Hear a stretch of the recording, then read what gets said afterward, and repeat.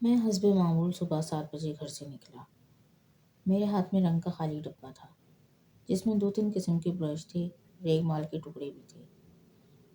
اس وقت بیوی نے اخبار میں لپٹی 2 چپاتیاں اور گوڑ کی ڈلی رنگ والے ڈبے میں ہی رکھ دی تھی۔ میں نے دروازے پر کھڑے کھڑے کہا، مہرو، اللہ سائیں آج کچھ نہ کچھ انتظام ضرور کر دے گا، بس تم دعا کرتی رہنا۔ خدا حافظ۔ سندھ کی گرمی وہ بھی شکار پور کی۔ آج صبح سے ہی لو چل رہی تھی اور سورج آگ برسا رہا تھا۔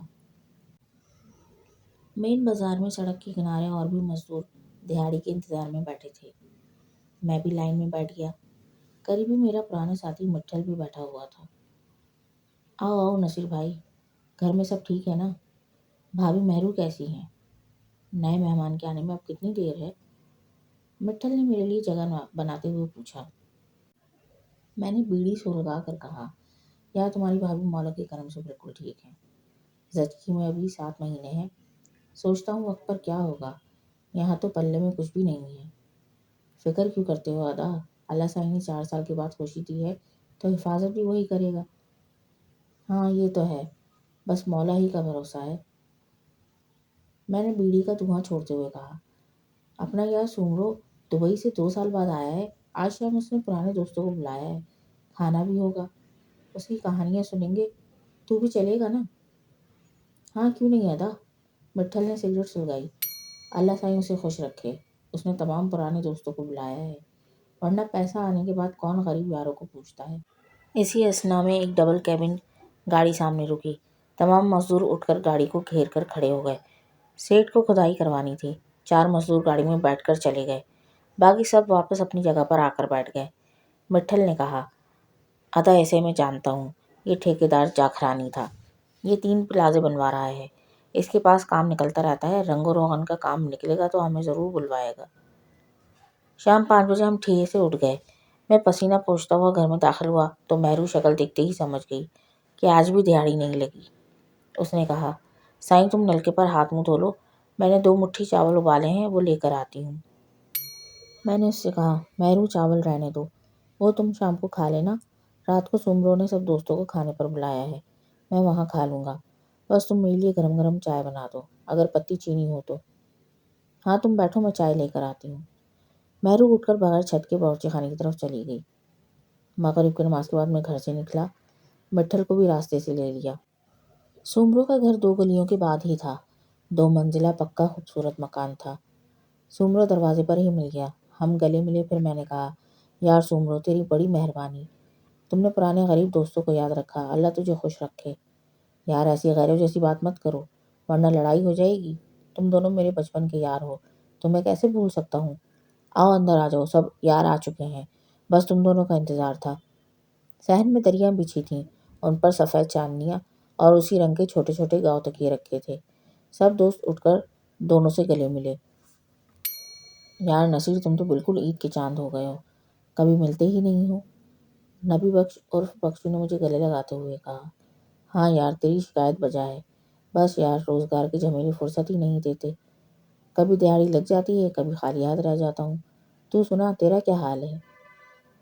مولا کا کرم ہے، میرا پان سگریٹ اور ٹھنڈی بوتلوں کا کام خوب چل رہا ہے، اچھی گزر بسر ہو رہی ہے، بخشو نے جواب دیا۔ سومرو نے کہا، یارو کیا موڈ ہے، کھانا ابھی لگوا دوں یا پہلے گپ شپ چلے گی؟ آفتاب جو ابھی تک خاموش بیٹھا تھا کہنے لگا، کھانا تو عشاء کی نماز کے بعد کھائیں گے، پہلے تمہاری 2 سال کی کتھا سنیں گے، گپ شپ نہیں، بالکل سچ اور کھرا سچ، جیسے تم لوگوں کی مرضی۔ سومرو نے کہا اور بتانے لگا، کراچی سے دبئی صرف 2 گھنٹے کی فلائٹ ہے، جب میں وہاں جہاز سے اترا تو بہت ڈرا ہوا تھا، اجنبی ملک، اجنبی شہر، اجنبی زبان، اتنا بڑا ایئرپورٹ کہ آدمی چلتے چلتے تھک جائے، لیکن جب میں پاسپورٹ کسٹم وغیرہ سے فارغ ہوا تو تمام ڈر خوف دور ہو گیا۔ وہاں ایک پاکستانی میرے نام کی تختی لیے کھڑا تھا، میں نے اس کے پاس جا کر معلوم کیا اور کہا، میں ہی سومرو ہوں۔ پہلے تو وہ میرا ٹین کا بکس دیکھ کر بہت ہنسا، کہنے لگا، یار تم تو بالکل پینڈو معلوم ہوتے ہو، خیر کل میں تمہیں اچھا سا سوٹ کیس دلوا دوں گا، میرا نام جمشید ہے، میرا تعلق کراچی سے ہے، آؤ میرے ساتھ۔ باہر آ کر میں نے اپنا بکسا اس کی گاڑی کی ڈگی میں رکھا اور ہم شہر کی طرف روانہ ہو گئے۔ راستے میں اس نے کہا، سومرو میں بھی اسی کمپنی میں کام کرتا ہوں، میرا کام ورکرز کا ریکارڈ رکھنا، ان کی مدد کرنا ہے۔ یہاں چوری چکاری نہیں ہوتی۔ کسی قسم کی مذہبی یا دوسری سیاست میں مت پڑنا۔ لڑکیوں کے چکر میں پڑو گے تو تم کچھ بھی سیونگ نہیں کر سکو گے۔ اپنا کام ایمانداری سے کرنا، باقی تم خود سمجھدار ہو۔ وہ مجھے لے کر ایک فلیٹ میں آیا۔ اس میں 3 کمرے تھے، اٹیچ باتھ وغیرہ۔ ہر کمرے میں 2 بستر لگے ہوئے تھے۔ تو مسٹر سومرو، یہ ہے تمہارا ٹھکانہ۔ یہاں 5 بندے اور ہیں، سب پاکستانی ہیں۔ سب نے مل کر کام بانٹے ہوئے ہیں، خرچہ بھی سب مل کر دیتے ہیں۔ اس وقت سب کام پر گئے ہوئے ہیں۔ شام کو تمہاری سب سے ملاقات ہو جائے گی۔ کل صبح 7:30 بجے بالکل تیار رہنا۔ میں تمہیں کام والی جگہ لے جاؤں گا، یعنی بقالہ۔ قریب ہی ہے۔ اب میں چلتا ہوں، تم نہا دھو، ٹی وی دیکھو، آرام کرو۔ اور ہاں، یہ 100 درہم تم رکھو، پہلی تنخواہ ملتے ہی مجھے لوٹا دینا۔